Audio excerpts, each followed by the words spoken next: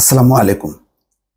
আজকে একটা প্রথম আলোর একটি শিরোনাম হচ্ছে নির্ভর সরকার হঠাৎ আজিজ বেনজিরকে নিয়ে বেকায়দায়।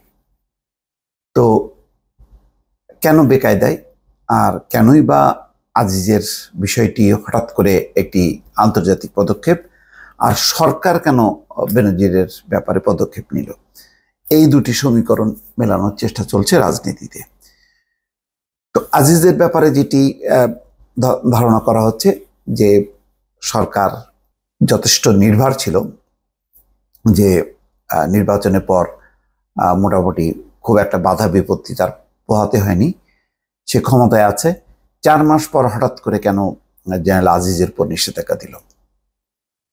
তো এটার একটা কারণ খুঁজতে যে এখানে বলা হচ্ছে যে তারা মনে করছে, তার মানে হচ্ছে যে এই সরকারের সঙ্গে যে মার্কিন যুক্তরাষ্ট্রের যে দূরত্ব, সেই দূরত্বটা রয়ে গেছে। তো সেই দূরত্বটা গোছানোর চেষ্টা চলছে। তো সেটা তো নির্বাচন দিয়ে তো সম্ভব হয়নি। অন্তত দুর্নীতির ব্যাপারে যেই মার্কিন যুক্তরাষ্ট্রের একটি সোচ্চার অবস্থান এবং সরকারকে বারবার এই ব্যাপারে তারা নক করছে, তো সেই ব্যাপারটি তারা সামনে আনতে যাচ্ছে। বিশেষ করে ডোনাল্ড লু বাংলাদেশ ঘুরে যাওয়ার পর তারা বলেছে যে তারা দুর্নীতি দমন, সুশাসন, মানবাধিকার এগুলো নিয়ে সরকারের সঙ্গে কাজ করবে।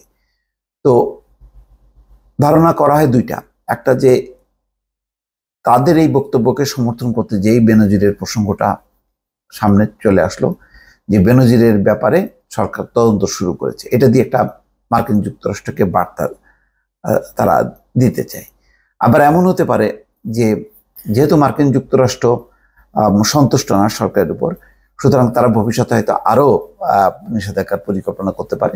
সুতরাং আগেভাগে সরকার তার একটা মনোভাব যে না, তারা মার্কিন যুক্তরাষ্ট্রের এই পদক্ষেপকে তারা স্বাগত জানাচ্ছে, বা সরকার নিজেও মনে করে যে দুর্নীতির বিরুদ্ধে একটি অবস্থান নেওয়া দরকার, সেই কারণে তারা এই পদক্ষেপটা নিয়ে মার্কিন যুক্তরাষ্ট্রের পদক্ষেপটাকে একটু স্লো করে দেয়া অথবা রুদ্ধ করে দেয়া। অন্যদিকে নতুন সরকার তার একটু ভাবমূর্তিটাও প্রচ্ছন্ন করা দরকার। দুর্নীতি নিয়ে দেশে বিদেশে হইচই হচ্ছে, আন্তর্জাতিক পর্যায়ে যেহেতু আলোচনা হচ্ছে, সুতরাং সরকার এই চান্সটা নিতে যেয়ে আবার বেনজিরের বিষয়টি সামনে এনেছে। জেনারেল আজিজের ব্যাপারটা আন্তর্জাতিকভাবে, আন্তর্জাতিক গণমাধ্যমে সেই আল জাজিরার প্রতিবেদনে এসছে অনেক আগে। তখনও কিন্তু ধারণা করা হচ্ছিল যে এটা একটা ভবিষ্যতে ইস্যু হতে পারে। শেষ পর্যন্ত নির্বাচনের 4 মাস পর এটাকেই মার্কিন যুক্তরাষ্ট্র ইস্যু করলো। তো যেহেতু জেনারেল আজিজের ব্যাপারে দুর্নীতি, ক্ষমতার অপব্যবহার এই বিষয়টি সামনে এনেছে, সুতরাং সরকারও দেখাতে চায় যে তারাও এই ব্যাপারে মার্কিন যুক্তরাষ্ট্রকে সমর্থন করে। তারই অংশ হিসাবে বেনজিরের বিষয়টি সামনে এনেছে। কিন্তু বেনজিরের আবার তদন্ত চলাকালে চৌঠা মে আবার কিভাবে তাহলে চলে গেল, এটা কি সরকারের কোনো ইঙ্গিতে, নাকি সরকারকে বেকায়দায় ফেলার জন্য কোনো মহল বিশেষ তাকে পার করে দিল, এবং সরকারের কাছেই বা এটার ব্যাখ্যা কি, এটা নিয়ে কিন্তু দলে নানামুখী আলোচনা চলছে। মোট কথা কোনোভাবেই সরকার আজিজ এবং বেনজির ইস্যুটাকে তাদের না, এটা একদম ভিন্ন বিষয়, এরকম ভাবে তারা চিত্রিত করতে পারছে না।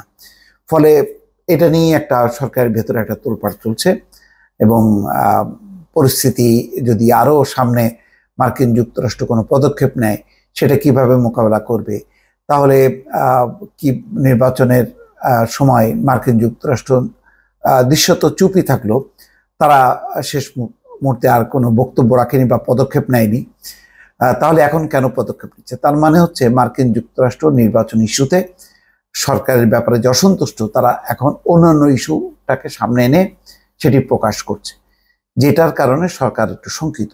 আবার অন্যদিকে ভারতের এখন এই নড়বড়ে সরকারের কাছ থেকে কতখানি তারা রাজনৈতিক সাপোর্ট পাবে, সেটা নিয়েও একটা সরকারের ভিতরে আলোচনা চলছে, বা তারা কিছুটা শঙ্কিত হয়ে গেছে।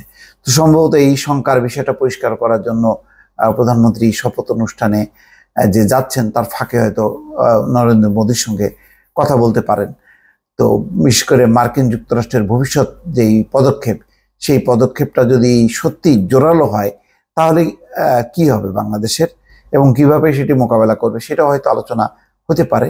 ফলে অনেক কিছু মিলায় এখন বলা যায় যে ক্ষমতাসীনরা যথেষ্ট পরিমাণ অস্বস্তিতে আছে, এটা নিশ্চিত করেই বলা যায়। দর্শক ভালো থাকবেন, আল্লাহ হাফেজ।